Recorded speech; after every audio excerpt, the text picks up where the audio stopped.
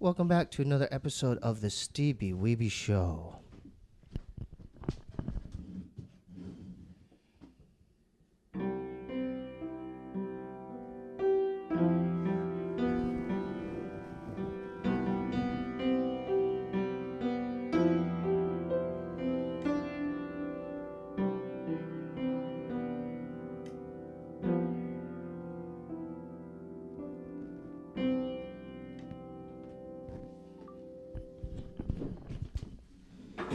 We have a very special guest tonight. Please welcome, for the first time on the podcast, musician, visual artist, rapper. He does it all. Awol One.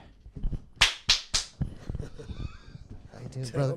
It's good having you. I'm nerding out right now. I'm wearing a shapeshifter's hat and the whole thing. Awesome, man. Thanks for coming. Thank you. I think you are our second shapeshifter to be on the podcast. Shout out to Tumex, Alex.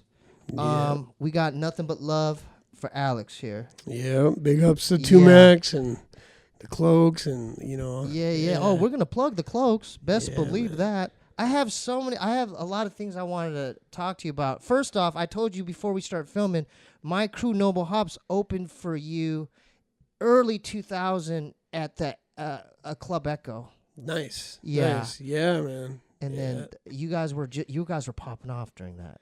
Yeah, those were definitely like the things were really rising at that time, man.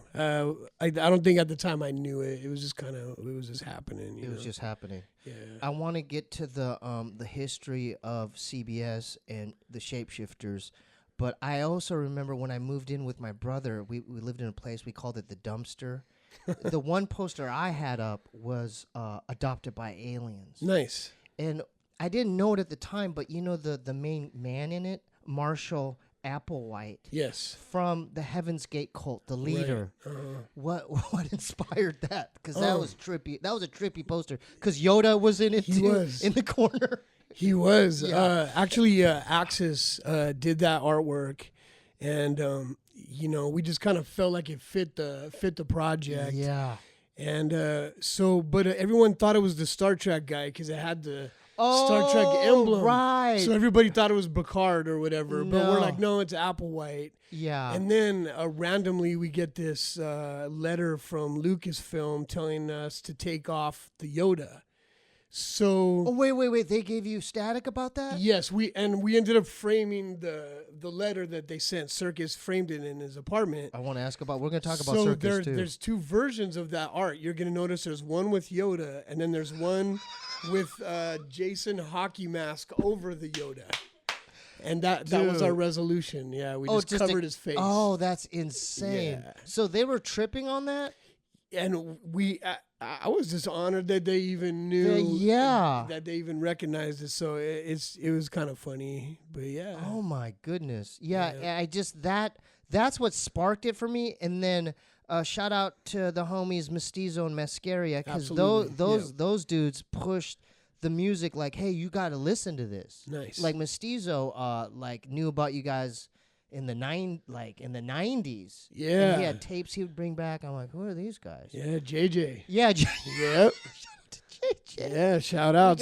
He's for actually Mestizo rocks on the new Cloaks album. He does? Yeah, he has a verse. We have one posse cut, and he's on it. Yo, let's plug that real quick. We're gonna get into that. Let's plug nice. that real. Gail Rock. Yes, sir. Yeah. So shout out to Gail Rock and Mestizo on this new Cloaks album. Go ahead. Yeah. There's the album's called A Cloakwork Orange, and So and the main MCs are me and Gail Rock. Awkward does all the production. Yeah. All the cuts are by D Styles. And, isn't he he's a scratch he's pickle and a beat junkie. Yeah. Yeah, that guy's he kills legit, dude. Yeah, we've been working together for a long time. Long time.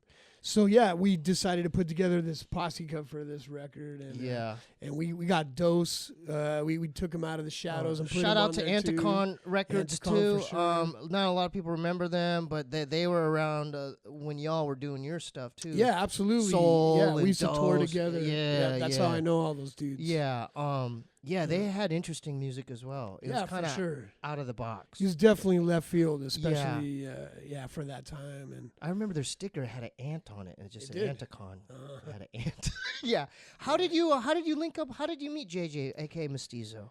He's gonna love this, by the way, because if he watches this. Oh, I can't remember. He was just always there, I think. He was at all the shows. I don't think I ever met him. I think I just knew him. He just appeared. He's just always been this great dude, and every time we're chilling, he just smiles and talented artist, super too. Fucking talented, Super dope talented. MC. Oh my goodness. Yeah, the last time we chilled, it was me and Gail and him out in Philly, as I was telling you. That's the last time I chilled with Mestizo. Yeah, man, what a great state, huh? Yeah, man. Shout out to the Penn State Nittany Lions for because they just won the NCAA Division I wrestling championships for got 4 years straight. I don't know how many years straight. Shit, okay. Yeah, Pennsylvania, they breed strong, really talented wrestlers, collegiate wrestlers. My mom is from Pennsylvania. Really? Yeah. Whereabouts? Derry? She was from Philadelphia. Yeah. So, Pennsylvania. You know what I like? I like the brick buildings. I like the grayness and the dead tree. It's dope out there, dude. Every tree is dead. Yeah. Yeah, but you know what I mean? They look more deader and skinnier. Now, CBS was a graffiti crew. Right.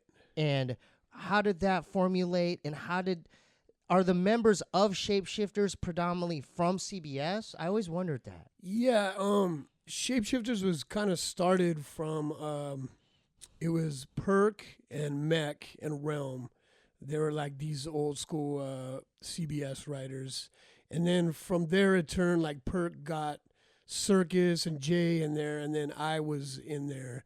And then from there it kind of morphed, with Radio and Active. And then, of course, like the other MCs from CBS, like Exist Stereo and Bleak. Shout out to Courtney and the Gibson. Yes. I got nothing but love for the Gibson brothers. Continue. Absolutely. Yeah, the Gibsons, they're awesome. Good folks. So yeah, it just kind of happened like that. I met Circus at a graph yard, and he gave me some crazy favorite. tape. He's one of my fucking favorites. Yes, So I unique. was You two, all y'all, but dude, I like him because he's weird and he opened my mind to reptilians. But continue. Yeah, absolutely. Yeah. I mean, when I met him, I was already intrigued by him. I was like, man, yeah. We just built this friendship. How did you meet Circus? I met him at a graffiti yard. And Mir was painting, and actually the cops came that day, and everybody ran different directions, and I ended up running with Circus, and I think we ended up eating lunch somewhere, and then we exchanged numbers, and then he called me one time for my address, which was kind of strange. And then and I gave him my address, and he sent me this box of like fucking drawings and poems and tapes. Really? Yeah, and then we just kind of became friends from there, man. Yeah. Can I tell you my first introduction to him? Yeah. So back in the day, you probably remember, I think early 2000 off Melrose, kind of on like the unsafer section, kind of more towards Vermont, that. There used to be a club, but there was breakers there, and it was like a weekly event or bi-weekly event. I think it was called Elements or something like that. There's Elements was right around. Yeah, and then I just remember this. They had a Street Fighter. They had the main area where the MCs would, the acts would perform. But then in the lobby area, there was a Street Fighter arcade, gaming thing. And I remember, I was either watching him, and then he just looked over at me like this. And then I classic.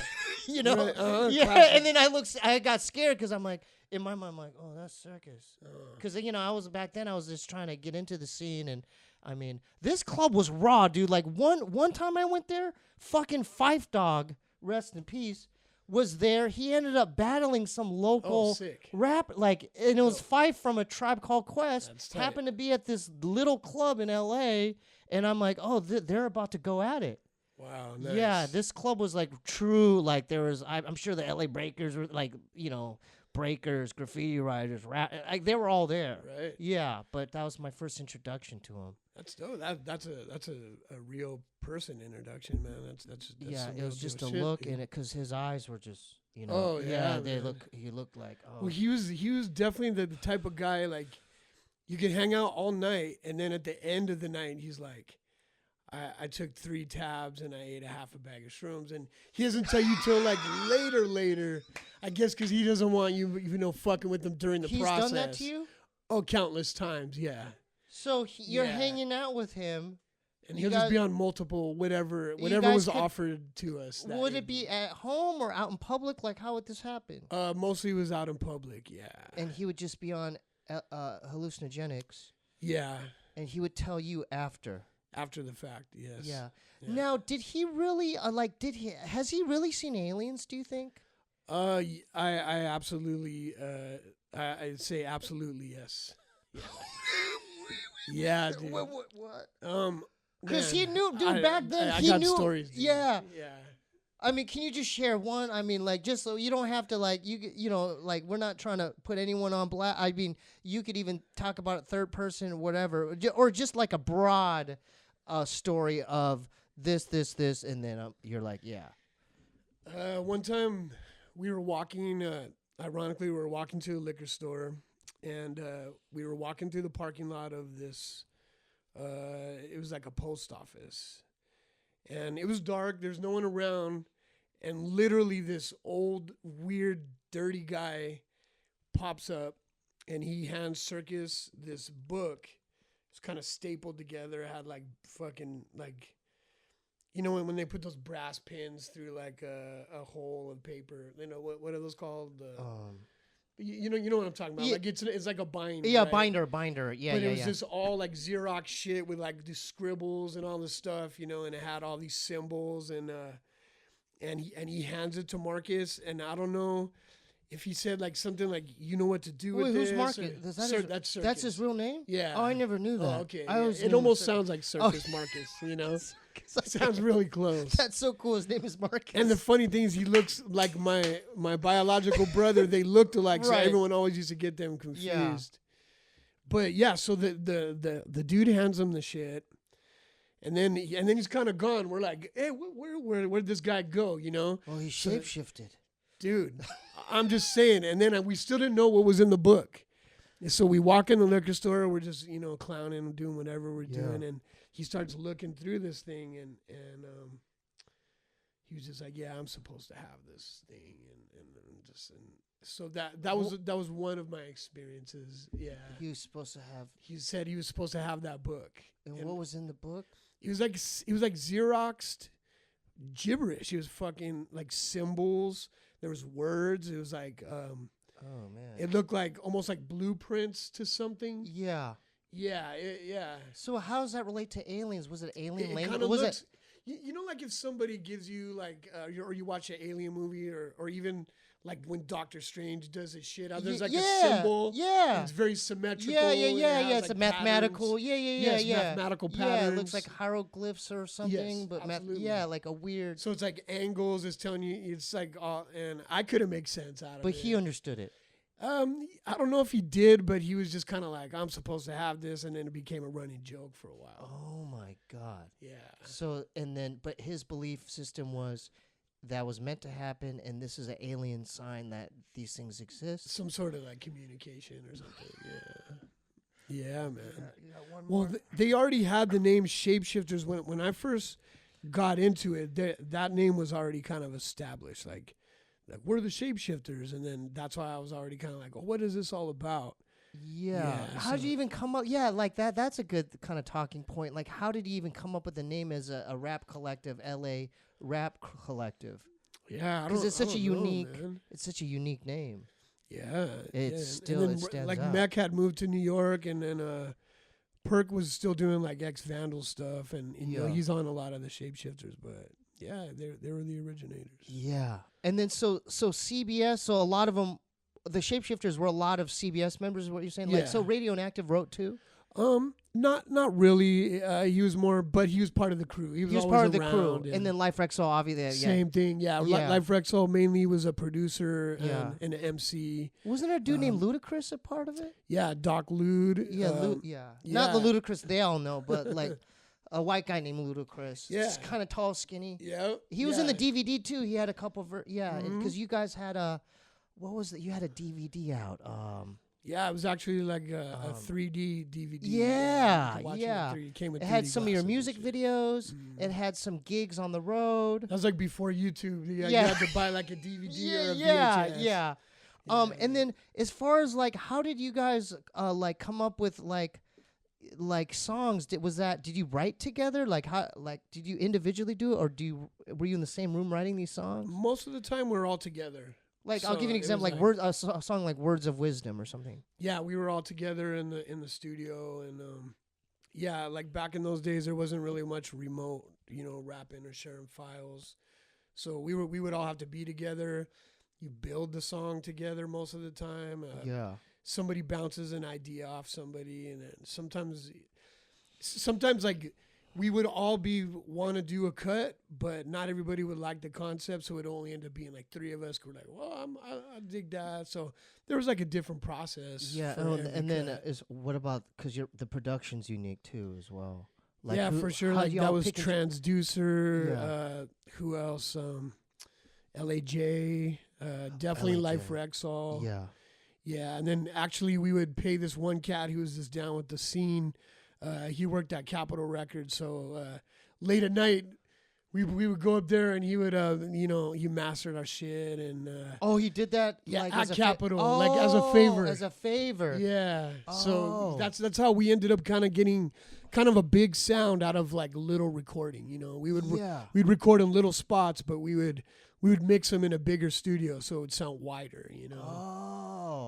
I because I whatever means you do to record, I just, as long as there's some kind of recording of it. I don't really care. I mean, me personally, I like 4-track sounding shit, the hissing. I like that shit. Oh, yeah. But I understand as far as like more appeal to expand your brand or whatever, that makes sense to me now. Back then, I'm like, no, it has to be more hissing and raw. Right. Yeah.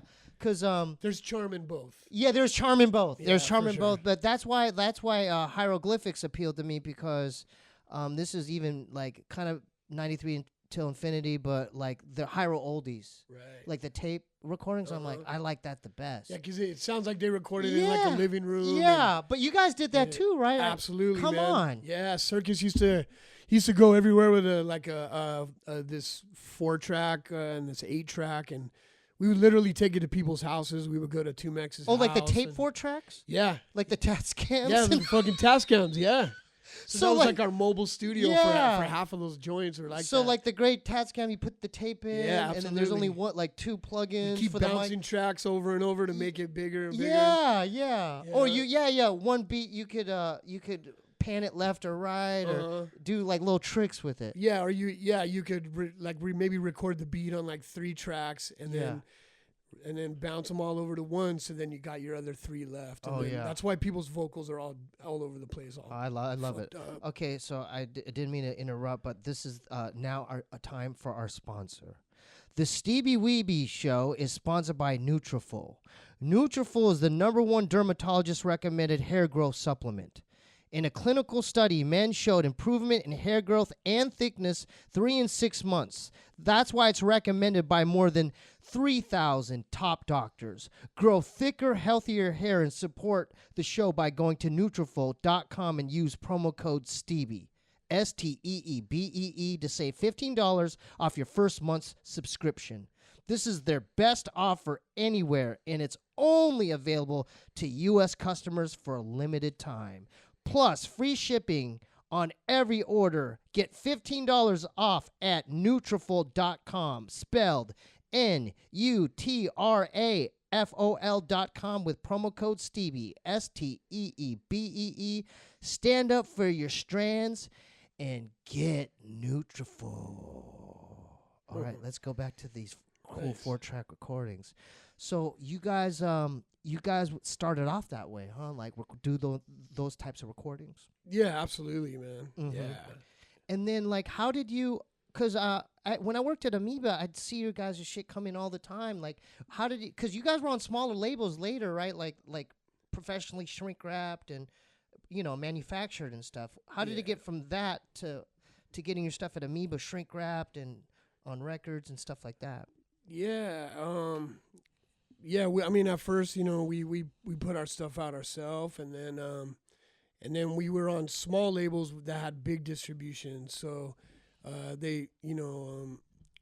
we ended up signing to a few different, mid-sized labels, and they had good distribution back then. And I don't know, for some reason, our weird shit was selling, and so we just... So was Planet of the Shapes kind of manufactured that way?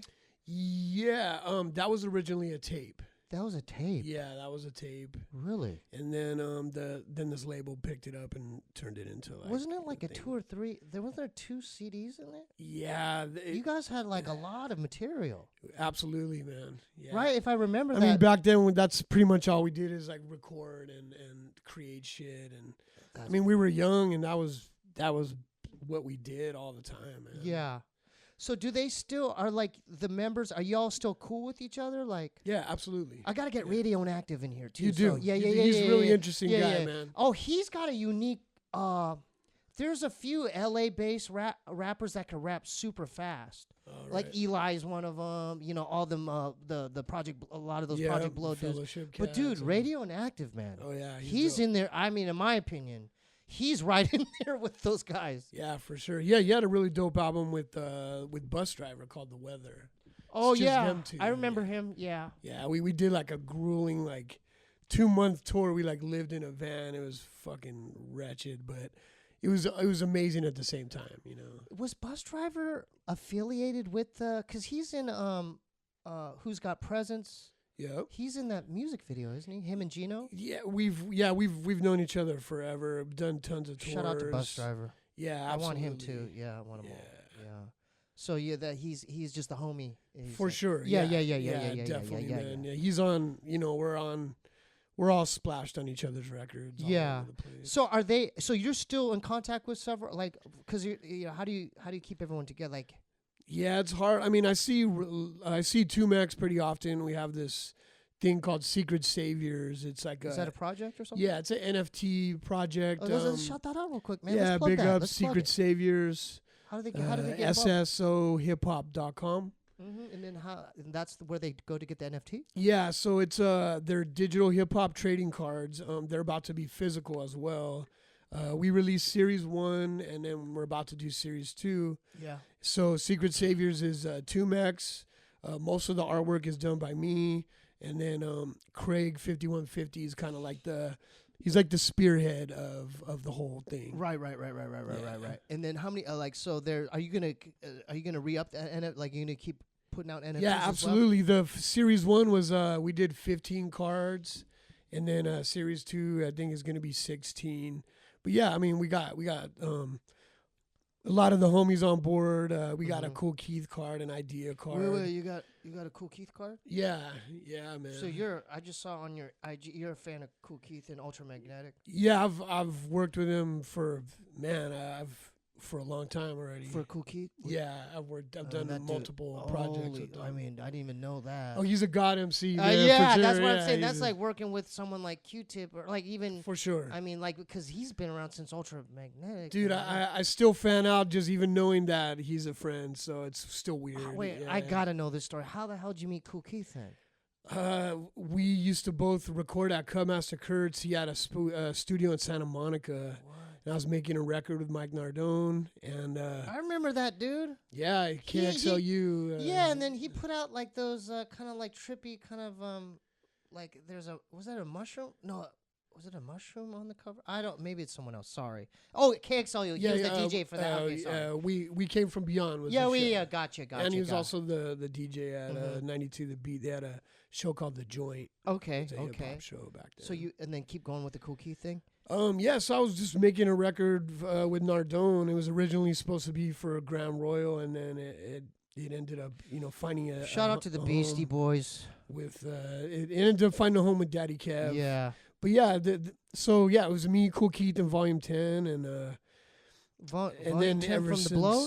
from the blow. Oh. Yep. Oh, Yeah, that's man. interesting, man. And then what's he like? What's his like? I have Who, a Keith? yeah. Okay, he's as weird as you think he is.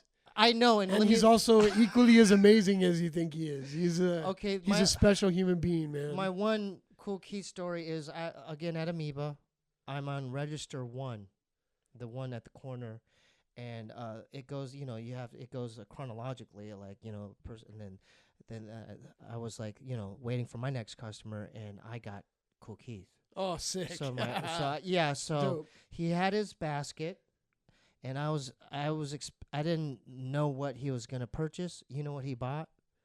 He bought like 25 99-cent like shitty jazz CDs. Wow. Okay. Crazy. And he didn't say anything, and I didn't want to fan out too hard. I was more nervous when I rang up Beck. Okay. But Cool Keith, it was up there for me. So I was like, oh, fuck, it's Cool Keith. It's Cool Keith. Just be cool. And then I shouldn't have said anything, but I said, see, I know why I said this, but I said, did you hear samples? Oh, okay. Yeah, That's the first thing. Yeah. I don't know why I did that, but I felt like infringing. He's buying jazz. Yeah. But I'm like, so you gonna sample on CD?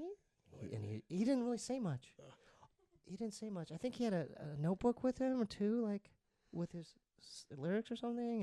And then yeah. That's but awesome. so he is weird.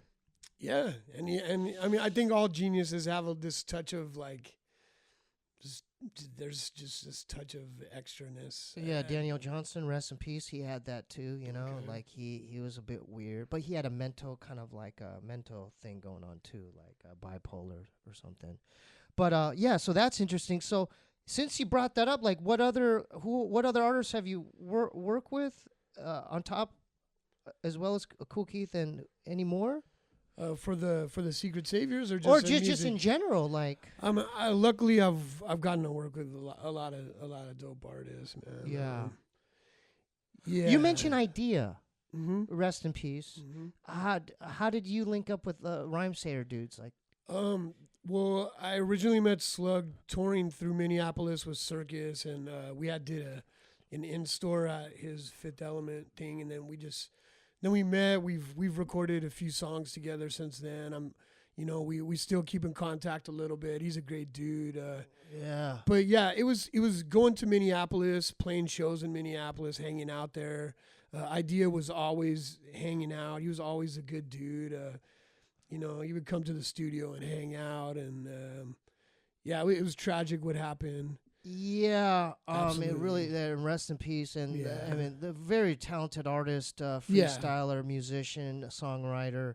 I see a lot of similarities as far as their spontaneity and freedom with Circus and him a little bit. Like, even though they had completely different styles. Right. But remember Spaceland? I do. Yep.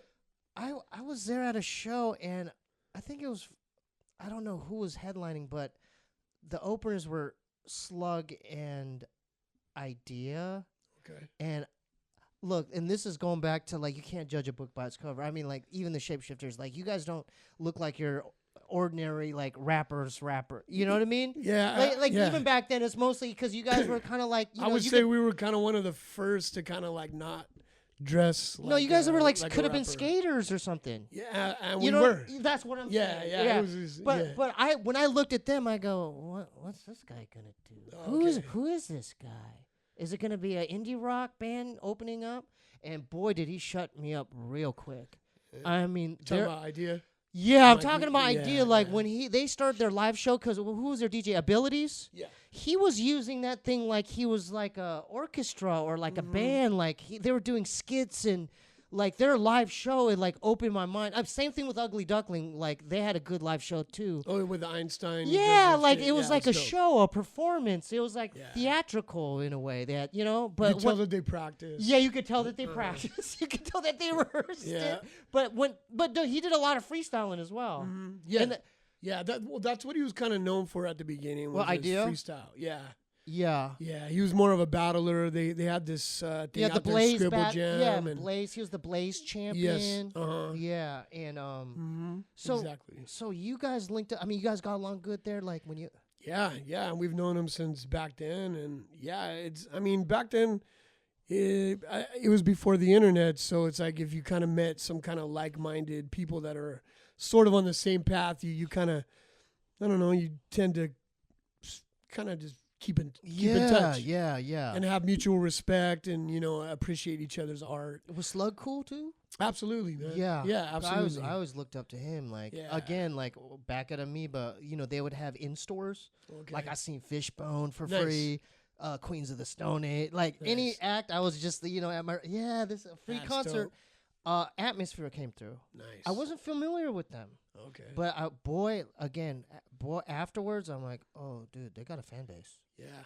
And he walked in, he had just this cool jacket, and I'm like, oh, dude, that's him. That's the guy that was just on stage. Tight. That's you've been there. You know what I'm talking about. But yeah. again, that was just like, okay, I was trying to put the pieces together, and I'm like, okay, that's Atmosphere, and that's Slug. Yeah. Yeah. And look what he's doing now. Oh, I know. Yeah, he's always climbing, man. No, are you he does a festival called Soundset or something? Yeah. Right? Yeah, I've played there. I've done a solo set at Soundset, and then I also DJ'd for the homie at Soundset. Yeah, how was that experience? Oh, super dope. Yeah, it was really dope. He fly on out? the bill that year. Yeah, go ahead. Yeah. Go through the bill. That year was like MF Doom, LP, shit, man. I mean, POS, which is always he's always been big out there. Mm-hmm. Yeah, even Haiku d'Etat, like Ab, AC, Micah were out there. Mm-hmm. Yeah, Far Side, I think, was on the bill that year. Man, that's one of my favorites. But the sound sets were always huge. Yeah, it's always like 30, 40,000. It's fucking nuts. 40,000? Yeah. For a hip-hop festival? I think it's like the biggest thing that the Midwest has, so everybody comes out. So is it outside? It's outside, and they have, it's like a car show. It's like, There's 2 stages. There's b-boys? Vending, b-boys. So it's all elements. Yeah, it's like, I feel like it's the biggest Midwest festival. What is the graffiti? Is there a graffiti out there too? Yeah, there's a few cats out there that are dope. Biafra's out there. He's a really dope writer.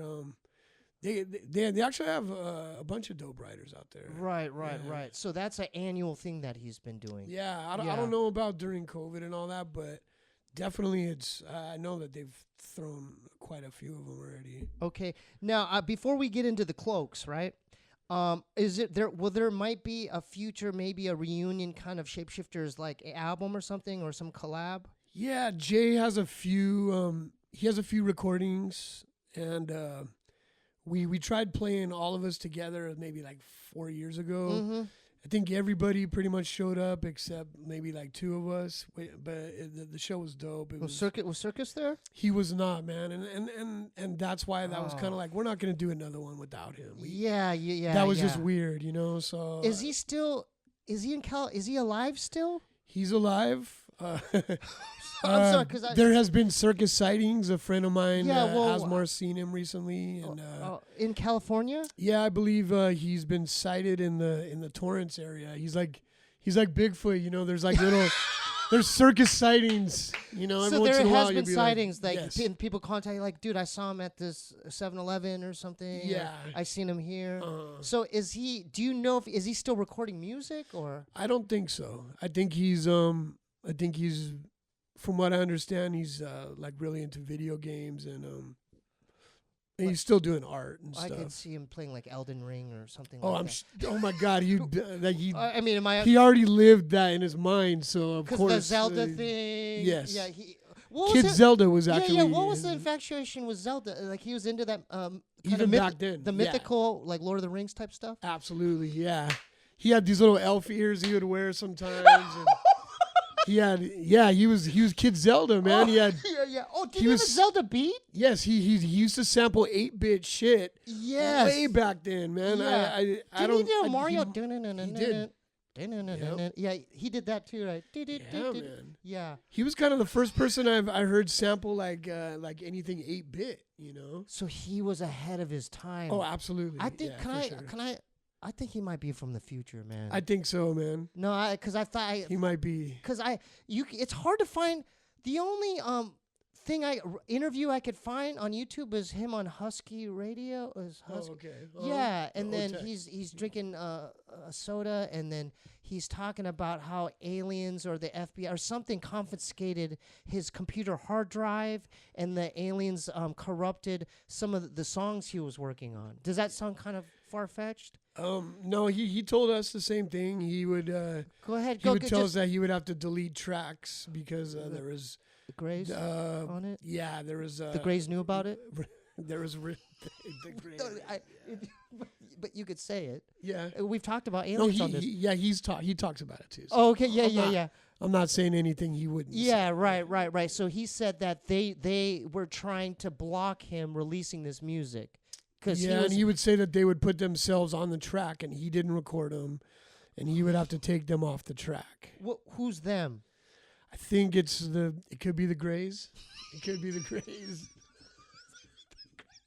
I'm so sorry. It could be the Grays. I'm so sorry. It could be the Grays. Dude, I'm so sorry. Dude, I'm laughing with, because I believe. Oh, I love the dude. He's amazing. He's an amazing person, man. Yeah. I got to be honest with you. He's like one of the most like intriguing, fascinating people. Like, I agree. Super talented. Like, even like all you guys had, you're such different styles. Like his was so loopy.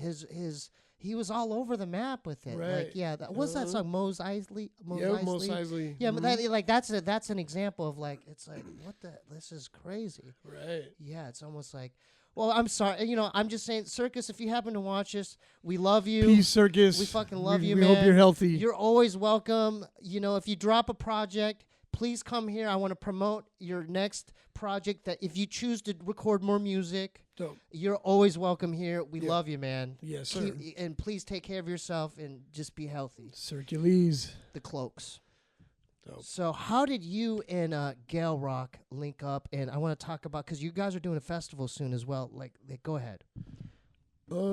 Yeah, I mean, I've known Gail since like high school, and we've run with the same crews, like Mass Man and like the Life's the 573s and all that stuff. Like, so we've always kind of ran together. And wait, is that graffiti shit? Yeah. Okay, because that sounded like yeah. Okay. Yeah, it's because that's a whole world on it to itself. Like, I don't have to think. You guys, like, there's so much ninja kind of code structure. Like, it's hard to decipher. I'm not active. Yeah. Right now, but yeah. So I've known him forever, and we've always recorded and done shows together. And he's even on some of the old Shapeshifter shit. He'll splash a verse. Yeah, he was. He's been on some of you guys' songs. Yeah. Yeah. So we made a mixtape. The mixtape went good, and then we started doing the Cloaks, and this is our third Cloaks album now. Dope. And then who's producing it? How are you guys putting this stuff out? This is on Abolano Records, and it's produced by this cat Awkward. He lives in London. Yeah. How'd you meet this cat from London? He was into the Blowed. He's like he's produced stuff for me back in the day, and like Mike Eagle and Open Mic. Yeah. Yeah. And he came out for one of the Project Blowed anniversaries. Yeah. And so we've kept in contact, and he's just a really dope producer. That's dope. That's dope. What does he make his stuff on, if you don't mind me asking? I see him mostly. I feel like he uses a lot of Pro Tools. We just did this thing where he kind of broke down his process, and I'm not too much of a techie, but yeah. But does he use like an MPC, or does he use old gear like that? Yeah, I think he uses some old gear, and then he puts it into digital and rearranges it. Right.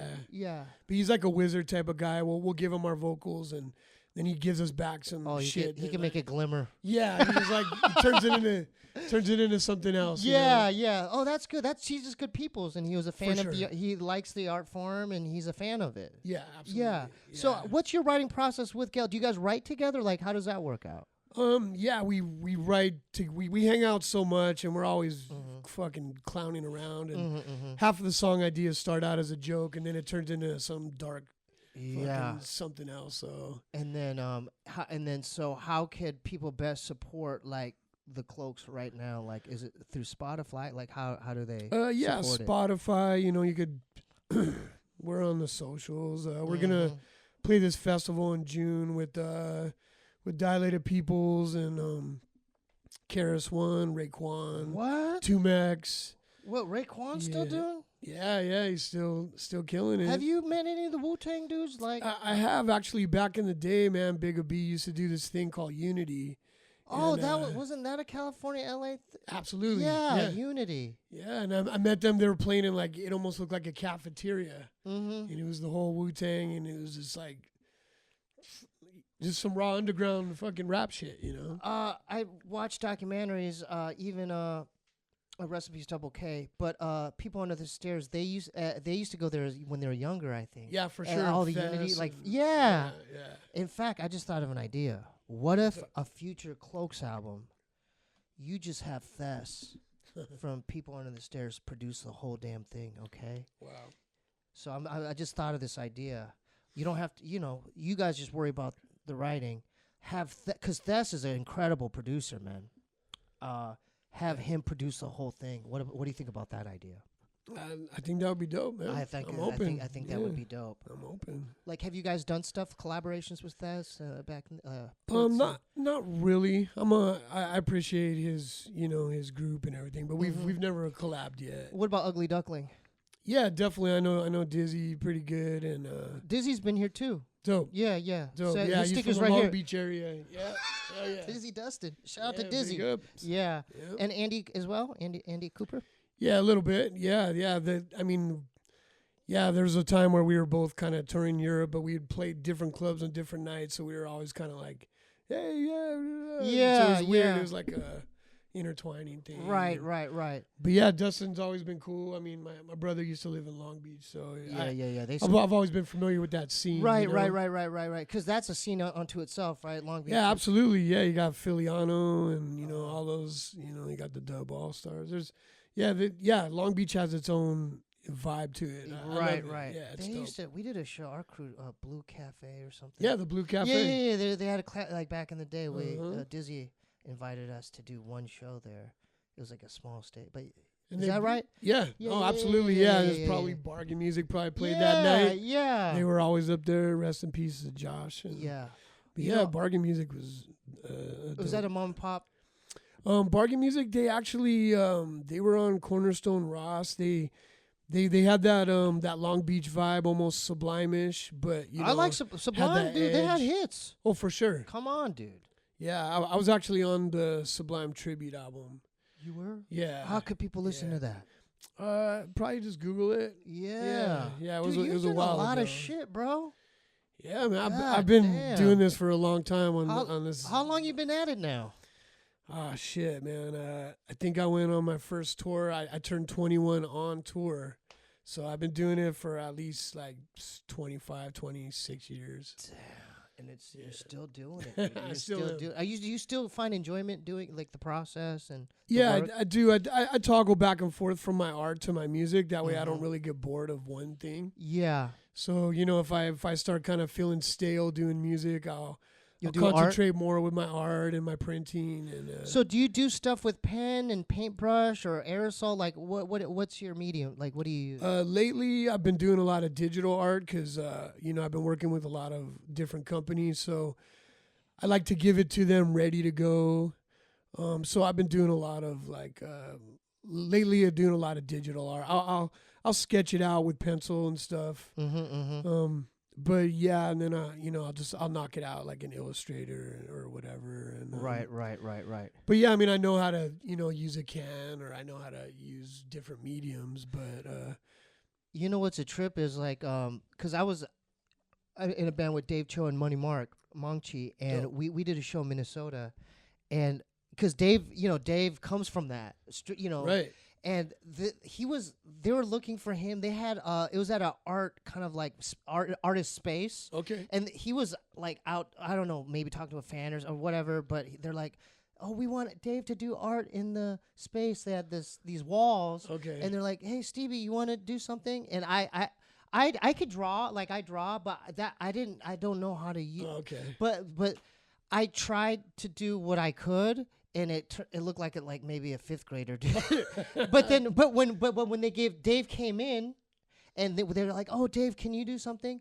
Dude, when he grabbed that thing and did whatever he did, he drew like like the animal, that Paul Peralta animal chin. Yes. Search for he drew like that kind of figure, Okay. like a Chinese man with the rice hat. Uh-huh. It looked like a real painting. Wow. And it blew my mind because I'm like, I just used that same spray can. Okay. It blotched out, but he did something where he covered the thing to make it thinner, or Okay. that's when I had control, yeah, is that what you call it? Yeah. Well, I can guess that's control. what I saw. Then I'm like, oh, that's I'm familiar with his art. He's really dope, man. yeah. But he when he did that with the spray can, I'm like, oh, he that's like sensitive. Like he's on some right. Mr. Miyagi shit. Man. I was just Killing it. Daniel and the trying to Did the whole place get like you couldn't breathe in there because No, he worked so fast. Okay. Like he did it like he wasn't even look. He was just like, Oh, I'm sure. and it looked like a real fucking Chinese guy. Wow. And I'm like, and then because I saw him do it, and I'm like, what the hell? And I looked at mine, and I looked at his, and I'm like, oh, dude. Dang. Yeah. So going back to I know it takes skill. I still to do feel what like you- that. Sometimes I'll paint next to somebody that I just. I'm like, do they have that I skill feel set? like a fucking kindergartner sometimes. Because they're doing some crazy they're just- shit. They're just killing How it. do they and I'm learn like, how to do that? Like, it's practice, man. It's just years and years of just learning techniques, learning how to cut into your shit, like how to layer your shit. as far as murals and shit like that. Yeah. So what are the main differences? Because I know people aren't familiar with this world. Do you start with tagging first, and then you go up to mural? You work your way up to mural. Most people do, but I can tell you this: is everybody starts out shitty, like everybody. There's nobody that came out the gate just fucking killing. What do you mean shitty? Just like with everything, even their letters look shitty. Yeah, just looking toy, like everything's drippy or it just looks nasty. Yeah. And Go ahead. I mean, people might not know what that means. What is that's a really that's a real known term. I guess that's a term for like an amateur or something that looks. But really where do they shitty. come from? Toy like you're a kid. That's a kid style. Yeah, That's I guess toy. that is. I've never Like really Toys put R two- Us. That's right, that's toy. right. And then my intern gave me. So do you start with stuff like this? Yeah, that was definitely a high school weapon, man, for sure. So, because I'm always fascinated. Like, how would you guys just take these from the art store? Like, I mean, not to incriminate yourself. Oh, but you somehow you got your hands on one of these, right. and this is your lightsaber. I mean, back in the day, yeah. I mean, that was the only way for a kid that had no way to get have up. any type of fame to make a name for themselves. So this especially is a way to in get. neighborhoods where people didn't have no money. So this is a way to get your name and to get what's all city mean? All city would usually mean This is like yeah, because just like a writer who's not really like confined to one area or one neighborhood. Because I mean, some writers would be mostly paint in one neighborhood and that's their neighborhood and nobody else could paint there. And then there's cats that are all city and they'll just paint wherever. And I think that's kind of where the state of things are right now. I think people are more accepting of it. Now, since technology's here, can you be all country or Right? all global? All world. Hey, there's people that paint all over the world now. I see. That's what I'm saying, it's bro. beautiful. Yeah, it's Yeah. beautiful. But back then in the 90s, this is more street cred because the kids would have to take buses Right. and go to neighborhoods Yes. that you right. Yes. Because I'm just this fascinates me. In fact, I don't think we've had any graffiti writers on. Have we? I don't think so. I've reached out to a few. They're really mysterious. Yeah, They most of don't- them, they're either like super elusive or they're very gangster. So there's like Or they want There's like a ski. Like I'll go on if I could put on a ski mask or something. yeah. So yeah, Because I've reached out to two several. categories. I'm not gonna say their names because I respect their anonymity. I've reached out to several, and they're like, "Nah, dude, I can't do that. I'll do it with a ski mask. And if you could change my voice, like those crime documentaries Right. where they're That's interrogating someone, and Yeah. But funny. so, one last thing. When I lived in Echo Park, Silver Lake, near Sanborn, there, the house on the corner was a OG Latino OG gang dude that lived there. He looked like a pit bull, and they had a house. And when he walked down the street, people would just Like, yeah, you know, like I remember one day, like near the taco truck, he'd walk down. It was like a scene in a movie, like American Me Too or something, where him and his two homies like wearing like flannels. You know how they had their head up, their you know, they were like doing this. They part like yeah, the they Red Sea. departed like cockroaches. But that family, his son, normal kid, they used to say, you know, his son's all city, fool. And I didn't even know what that meant until I kind of inquired. Because I love skateboarding, and some of those tagging kids skated too. Absolutely. So I'm like, I would ask, like, what does that mean? They're like, he's all city, fool. And I'm like, I don't know what that means. But you just clarified it. That means the kid was going around. He's killing it. Yeah, he was taking buses all the way here, there. And then what's the point when you get recognized? Let's say your name is a fictional name. Your name is Tezer or something. That's your if they see Tezer everywhere, they're like, oh, that's Tezer. But what's the use when they don't know what Tezer looks like? That's the thing. When you start getting older, those are the questions you ask yourself. You're like, what was it really for? And I don't know. I think it's just a kid that's just looking for themselves, trying to make a name for themselves. They want to be appreciated for something, I guess. And on top of they that, want recognition in some way. And I respect that. Right. And I acknowledge that. Right. But how do you get it when they don't know your real name? It's like they don't know Tezer's Johnny Williams. Well, the really dope shit is like when you're at a barbecue. Yeah. And then you meet like, yeah, I'm so and so. I'm so. You're fuck. You're that guy. Oh, you're that guy. That's one you like. You're at the local dive bar. Yeah. Because I used to. I don't want to say the bar, but I used to go to this dive bar where all the graph head, like the local graph heads, would hang out, and they would, it was literally people would drink their pints. As soon as that back door closed, they just were active. Oh, okay. They were jumping on the dumpsters and like getting on shoulders and like exactly. And I thought that was so weird. I'm like, what the hell? Funny. Yeah, what is going on? Mm-hmm. But it's like I think it's kind of like a respect thing. Yeah. It's like, oh, you're like a jiu-jitsu school, like, or oh yeah, that guy's from 10th Planet, or he's a part of that crew. Right. He does this jiu-jitsu style. That's him. It's kind of like that, I guess like any type of subculture, right? Yeah. But with skaters, you see their footage and you know what they look like. The guy did a laser flip crooked grind on that huge hubba. It's more apparent. I always wondered that, man. It was always a mystery to me. Not only that, you guys speak in like code, kind of, where you would have. I'm not going to say his name, but I remember because I knew a local crew around here. I used to drink beers with them. Some of them skated, but one of them was like, he was in his kitchen and he had have you heard of Marsh Inc? Yeah.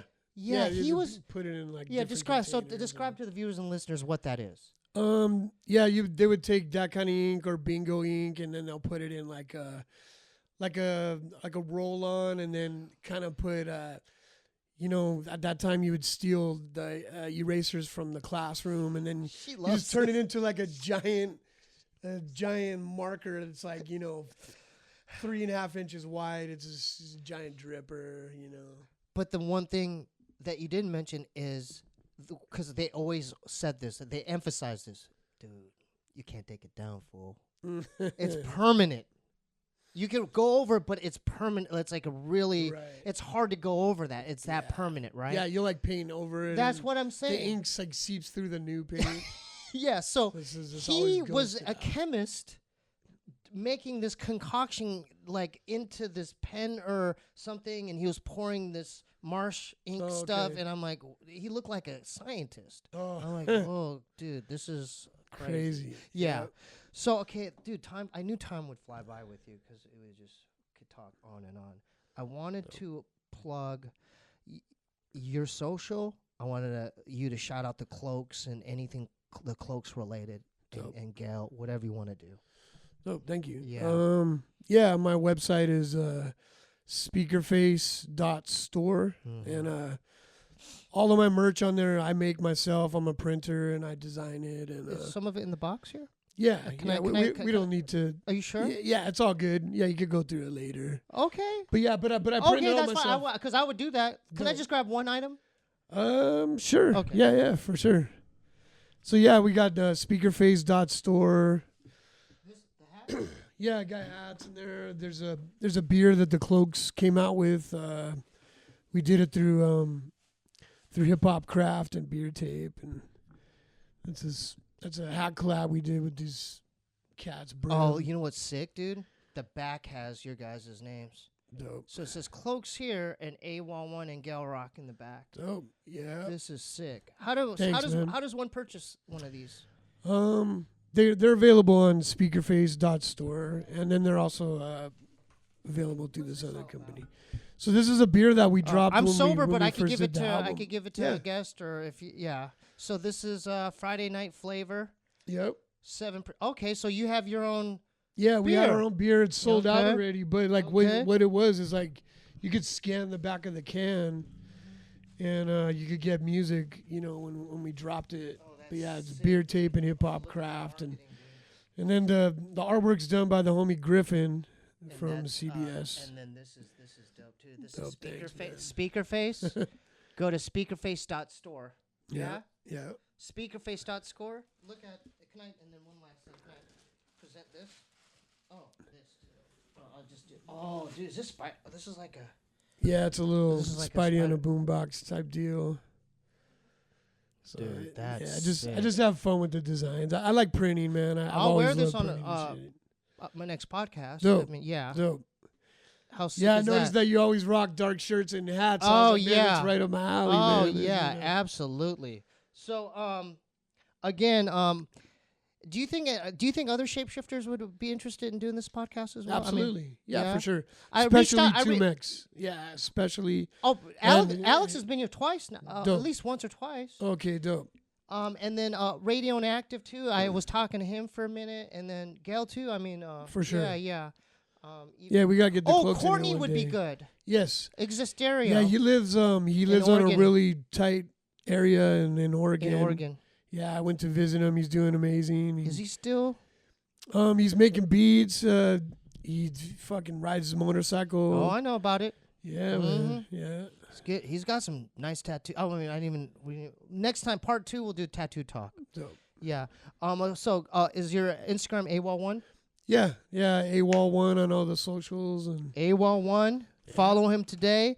How do they get tickets for this festival with all these other groups as well as the cloaks? oh yeah, the I think it's called gardenamp.com, and it's June 25th and 26th. And where is it held? It's at the Garden Amphitheater. I believe it's in Garden Grove. Garden Grove, California. Right. Yep. Get your tickets today. Right. Yep. And yeah. And that's. I mean, when do you guys get on? Do you know when your time slot is? I'm not too sure yet. I think we're headlining the little stage, so probably early evening, I would think. Yeah. You guys, how long's your set? We usually play 30, 40 minutes. 30, 40 minutes, so that's depending about, on- so like, wait, 6, 7 songs, something like that? Yeah, usually. Yeah. Yeah. Do you guys rehearse, or is it spontaneous? Most of the time it's spontaneous. I like that, dude. But Hey, dude, I like that. that's why I dude. like That's touring raw. is 'cause That's raw. By the fourth or fifth show, You got you're it. just fucking on point. Yeah, and you're already used to. I mean, Right. It's like comedy, you know. Yeah. You got to work it out, and You then work until out it your fucking bits. smooths out. Oh, I hear that, brother.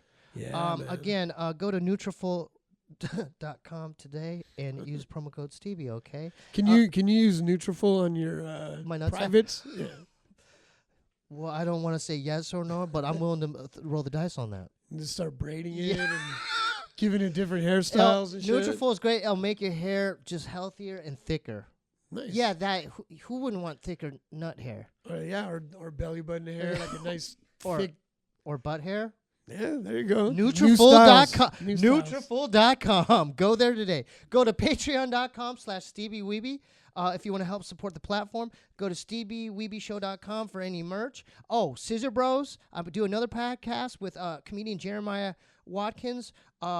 Go every Friday and support that. The episodes drop every Friday at YouTube.com/ScissorBros. SteebieWeebieBandcamp.com. That's where the music is. Go to if you want to send any packages or mail or anything, send all your stuff to 1425 North Cherokee Avenue, P.O. Box 1391, L.A., California 90093. Tony, it was a pleasure having you. Thank you, You're sir. always I really welcome. You're appreciate always you. welcome. All the shapeshifters are welcome. Nice. Love it. And I'm gonna let me flash the hat.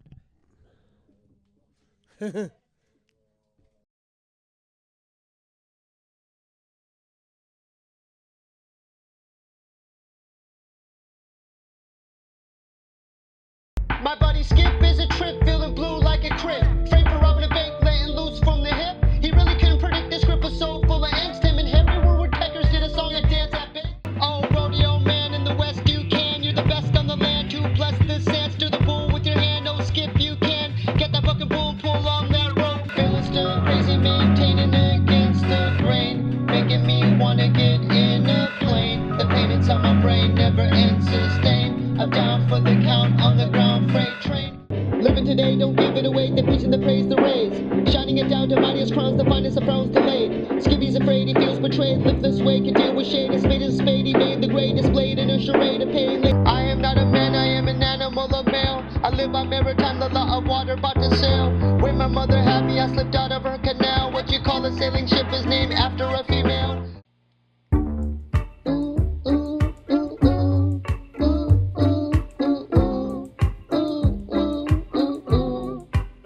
Oh, you're a cheater with a pen. We're friends to ink your book away. A ghost that writes your look today. I'm going down in the valley to escape this grace from the city that's aflame, making room for a lane. Cause I'm sick of this train, the town inflicts. What remains is a piece of my own sanity that drips in my brain. I'm a son of a gun that's on the run, here to get me some, chewing on some gum. Let the kingdom come, I'm a rebel with crumbs, and I settle in slums, but my metal will stun. How do you go? Would you bow with the bowler in a crowd of a show, holding proud at your door? Venture off like Cousteau, is there an up or below? Would you get plowed in snow with your nose and some blow? And my dad stirred crazy in my head in bed, making spreads, contemplating all the new